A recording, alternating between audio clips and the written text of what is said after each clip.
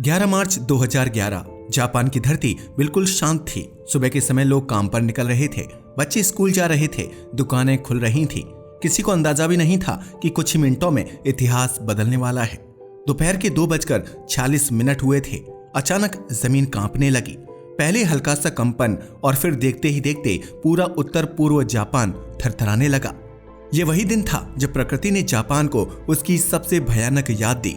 9.1 magnitude का Tohoku earthquake यह आधुनिक इतिहास के सबसे शक्तिशाली भूकंपों में से एक था। लेकिन असली विनाश तो अभी शुरू होना था। भूकंप के कुछ ही मिनट बाद समुद्र पीछे की ओर खींचने लगा। तट पर खड़े लोग समझ नहीं पाए कि ये क्या हो रहा है और फिर अचानक 40 मीटर ऊंची सुनामी दीवार की तरह उठी और जापान के तटीय शहरों की तरफ बढ़ने लगी। कुछ ही मिनटों में पूरी जिंदगी डूब गई। सड़कें, घर, कारें, स्कूल सब कुछ समुद्र की ताकत के आगे कमजोर पड़ गया। उस सुनामी ने 400 किलोमीटर से अधिक तट को तबाह कर दिया। 15,000 से ज्यादा लोग मारे गए और हजारों परिवार हमेशा के लिए बिछड़ गए। जापान के लिए यह केवल एक प्राकृतिक आपदा नहीं थी, यह एक ऐसा घाव था जिसने पूरे देश की सोच बदल दी। जापान दुनिया के उस इलाके में है जिसे कहते हैं रिंग ऑफ फायर, भूकंप, ज्वालामुखी और सुनामी का सबसे सक्रिय क्षेत्र। यहाँ हर साल लगभग 1000 से ज्यादा भूकंप आते हैं। जापान ने आपदाओं को जीवन का हिस्सा मान लिया है। फिर भी 2011 की सुनामी ऐसी थी जिसने देश की हिम्मत तो नहीं पर उसकी सीमाएं जरूर दिखा दी। जापानी इतिहास में कई बार ऐसी भयानक घटनाएं दर्ज हैं, जैसे 869 का जोगन सुनामी, 1896 का मेइजी सुनामी, 1933 का शोबा सुनामी। कई पुराने गांवों में आज भी बड़े पत्थर मौजूद हैं, सुनामी स्टोन्स। इन पर लिखा था ऊंचे पहाड़ों से नीचे नहीं बसना। लेकिन आधुनिक शहरों ने इन चेतावनियों को कभी गंभीरता से नहीं लिया। 2011 की सुनामी ने दिखा दिया कि समुद्र की ताकत को नजरअंदाज करना कितना खतरनाक हो सकता है। विनाश के बाद जब बचाव टीमें मलबे में लोगों को ढूंढ रही थी, तब जापान की सरकार और वैज्ञानिक अंदर से टूट चुके थे। उनके सामने सबसे बड़ा सवाल था, क्या ये फिर से हो सकता है, और अगर हाँ तो हम कैसे बचेंगे। कुछ दिनों बाद टोक्यो में एक आपात बैठक हुई। यहाँ एक कड़ा फैसला लिया गया। जापान को समुद्र के खिलाफ एक विशाल दीवार चाहिए, एक ऐसी दीवार जो विशाल हो, मजबूत हो, 400 किलोमीटर से ज्यादा लंबी हो और भविष्य की सुनामी के झटकों को सह सके। यही वो पल था जब ग्रेट वॉल ऑफ जापान का विचार जन्मा। एक इतनी बड़ी समुद्री दीवार की दुनिया ने पहले कभी नहीं देखी थी। इस निर्णय पर देश में बड़ी बहस छिड़ गई। कुछ लोग बोले, हमें सुरक्षा चाहिए, हमारे बच्चे, हमारे घर, हमारी जिंदगी, सिर्फ एक दीवार ही हमें बचा सकती है। लेकिन कुछ लोगों को लगा, समुद्र हमारी पहचान है, ये दीवार हमारी प्रकृति, हमारी सुंदरता सब छिपा देगी। मछुआरों ने भी चिंता जताई। उनका कहना था कि इतनी ऊंची दीवार के बाद समुद्र नजर नहीं आएगा और समुद्री लहरों का व्यवहार भी बदल सकता है। लेकिन एक बात सब जानते थे, 2011 जैसी घटना होने पर पूरा तटीय क्षेत्र फिर से खत्म हो जाएगा। यही वजह थी कि बहस के बावजूद सरकार ने दीवार बनाने का फैसला लागू रखा। इस दीवार का निर्माण करना किसी साधारण प्रोजेक्ट जैसा नहीं था। समुद्र के सामने खड़े होकर कुछ बनाना ऐसा ही है जैसे तूफान में खड़े होकर सोचा जाए कि हवा कब तक रुकेगी। इंजीनियर्स के सामने कई बड़ी चुनौतियां थीं। समुद्र की गहराई, तेज लहरें, ठंडी हवाएं, तूफानी मौसम, लगातार भूकंपीय गतिविधियां, सैकड़ों शहर जहां दीवार बनानी थी।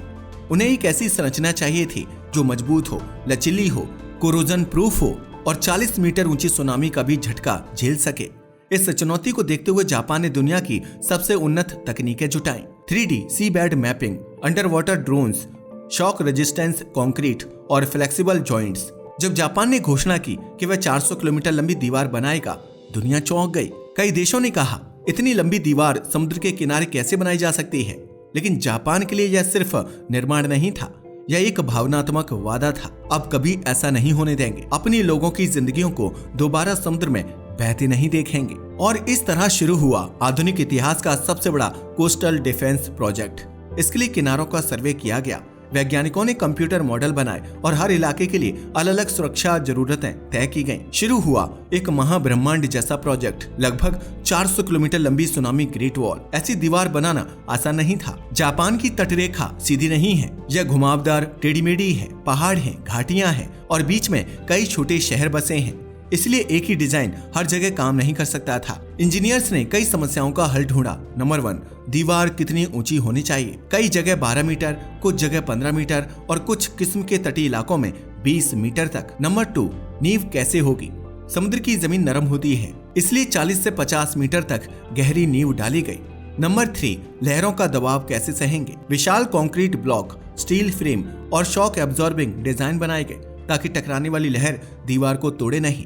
नंबर 4, दीवार टूटे तो क्या। हर 3 से 4 किलोमीटर पर खास ऊर्जा विखंडन जोन बनाए गए ताकि अगर किसी हिस्से को नुकसान हो तो बाकी दीवार सुरक्षित रहे। सबसे ज्यादा नुकसान तो हुकूक क्षेत्र में हुआ था, इसलिए दीवार का बड़ा हिस्सा यहीं बनाया गया। अद्भुत बात यह है कि कई शहरों ने दीवार के साथ साथ कृत्रिम ऊंची जमीन भी बनाई जिस पर लोग अपने नए घर बना सकें। कई जगहों पर दीवार इतनी ऊंची बनी कि लोगों ने मजाक में उसे कंक्रीट की चीन की दीवार कहना शुरू कर दिया। हर किसी को यह दीवार पसंद नहीं आई। कुछ लोगों का कहना था कि समुद्र का सुंदर दृश्य अब दिखता ही नहीं। यह दीवार मनोवैज्ञानिक दूरी पैदा करती है, पर्यावरण पर असर पड़ता है। लेकिन बहुतों का मानना था कि सुरक्षा सबसे जरूरी है। उनका कहना था अगर यह दीवार एक भी सुनामी में हमारी जान बचा दे तो यह अमूल्य है। दीवार के साथ साथ जापान ने समुद्र में हाईटेक सिस्टम भी लगाया। पानी के अंदर लगाए गए प्रेशर सेंसर, समुद्र के ऊपर फ्लोटिंग रडार, तट पर लगे स्पेशल अलर्ट स्पीकर। ये सिस्टम लहर की ऊंचाई, गति और दिशा को रियल टाइम में बताते हैं। इससे चेतावनी पहले से ज्यादा तेज मिलती है। सुनामी ने भले ही बहुत नुकसान किया पर जापान ने हार नहीं मानी। आज तट के कई शहर मजबूत हो चुके हैं। बच्चों के स्कूल ऊंची जमीन पर बनाए गए हैं। नए ब्रेक वाटर और इवैक्यूएशन रूट्स तैयार हैं। और 400 किलोमीटर लंबी यह ग्रेट वॉल सिर्फ दीवार नहीं, एक वादा है कि जापान ऐसे खतरों को फिर से कभी अपने ऊपर हावी नहीं होने देगा। 2011 की सुनामी ने जापान को एक ही बात सिखाई, अगर समुद्र क्रोधित हो जाए तो इंसान को और समझदार बनना पड़ता है। अब चुनौती थी एक ऐसी दीवार बनाने की जो किसी भी भूकंप में ना गिरे, किसी भी ऊंची सुनामी को मोड़ दे और भविष्य के खतरों का सामना भी कर सके। इसी सोच के साथ शुरू हुआ इतिहास का सबसे बड़ा तटीय निर्माण कार्य। हर शहर के लिए अलग मॉडल तैयार किया गया। वैज्ञानिकों ने 1896, 1933, 1960 और 2011 के सबसे बड़े सुनामी डेटा को मिलाकर कंप्यूटर में सैकड़ों सिमुलेशन चलाए। इन सिमुलेशन से पता चला कि कुछ क्षेत्रों में 10 से 12 मीटर की दीवार काफी होगी, लेकिन कुछ जगहों पर 20 मीटर ऊंची दीवार की जरूरत है। हर इलाके की जमीन भी अलग थी, कहीं रेत, कहीं पत्थर तो कहीं दलदली क्षेत्र। इसलिए एक सामान्य डिजाइन का इस्तेमाल नहीं किया गया। हर 5 से 7 किलोमीटर पर डिजाइन बदलता रहा। जापान ने इस प्रोजेक्ट में 3 मुख्य तकनीकें इस्तेमाल की। Number 1, mega concrete block. भारी कंक्रीट ब्लॉक बनाए गए जिनका वजन 10 से 20 टन तक था। इन्हें समुद्र के किनारे क्रेन की मदद से एक पजल की तरह जोड़ा गया। हर ब्लॉक के बीच स्टील की रॉड और मजबूत जोड़ सामग्री डाली गई ताकि भूकंप में भी ये ढीले ना हो। नंबर 2, डीप फाउंडेशन यानी कि गहरी नींव। सबसे बड़ा खतरा था लहर का दबाव प्लस जमीन का नरम होना। इसका हल यह निकाला गया कि दीवार की नींव 40 से 50 मीटर गहरी डाली गई। इससे दीवार मजबूत हुई और नीचे से खिसकने का खतरा खत्म हुआ। नंबर 3, ऊर्जा विखंडन प्रणाली यानी एनर्जी डिसिपेशन सिस्टम। इसे ऐसे समझो, अगर बहुत ऊंची लहर दीवार से टकराती है तो ऊर्जा एक जगह जमा होकर दीवार को फोड़ सकती है। इसलिए इंजीनियर्स ने किनारे किनारे छोटे ब्रेक वाटर, तिरछे स्लोप और ओपनिंग पैसेज बनाए ताकि लहर की ऊर्जा अलग अलग फैल जाए।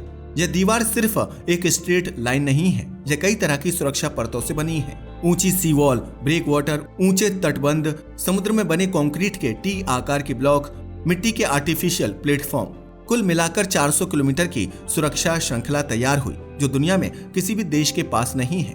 दीवार बन चुकी थी लेकिन लोगों की प्रतिक्रिया मिली जुली रही। कुछ लोगों को लगा कि दीवार समुद्र के सुंदर दृश्य को पूरी तरह बंद कर देती है।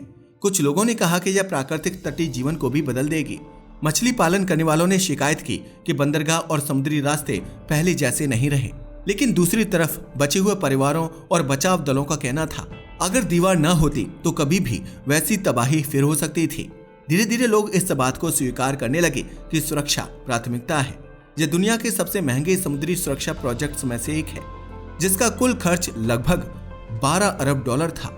लेकिन जापान सरकार का कहना है कि यह कीमत उन अनगिनत जिंदगियों से कम है जिन्हें अगली सुनामी में बचाया जा सकेगा। जापान ने सिर्फ कंक्रीट नहीं बनाया, समुद्र में दर्जनों हाईटेक सिस्टम लगाए गए। समुद्र तल पर प्रेशर सेंसर, समुद्र में तैरते wave monitor, radar system, ultra fast alert speakers, GPS आधारित इवैक्यूएशन पाथ। यह सिस्टम 2011 जैसी देर से चेतावनी देने वाली गलती को खत्म करता है। अब चेतावनी कुछ ही मिनटों में पूरे देश में पहुंच जाती है। लेकिन सवाल उठता है, इस दीवार का भविष्य क्या होगा? विशेषज्ञ मानते हैं कि तकनीक और मजबूत निर्माण इस दीवार को आने वाले 50 से 60 साल तक सुरक्षित रखेगा। जापान अगले 10 वर्षों में और ऊंचे ब्रेक वाटर, नए इवैक्यूएशन टावर, आर्टिफिशियल हिल और समुद्री सेंसर जैसी चीजें जोड़ने की योजना बना रहा है। जापान का सपना है किसी भी सुनामी से 0 मौतें। जब दुनिया ने यह दीवार देखी तो कई देशों ने इससे प्रेरणा ली। इंडोनेशिया, चिली, फिलीपींस, अमेरिका सबने तटीय सुरक्षा के नए मॉडल बनाने शुरू किए। जापान ने दुनिया को दिखाया कि प्रकृति कितनी भी शक्तिशाली क्यों ना हो, इंसान समझदारी और विज्ञान के साथ उसका सामना कर सकता है। आज के लिए बस इतना ही। वीडियो पसंद आया हो तो इसे लाइक और शेयर करें। धन्यवाद।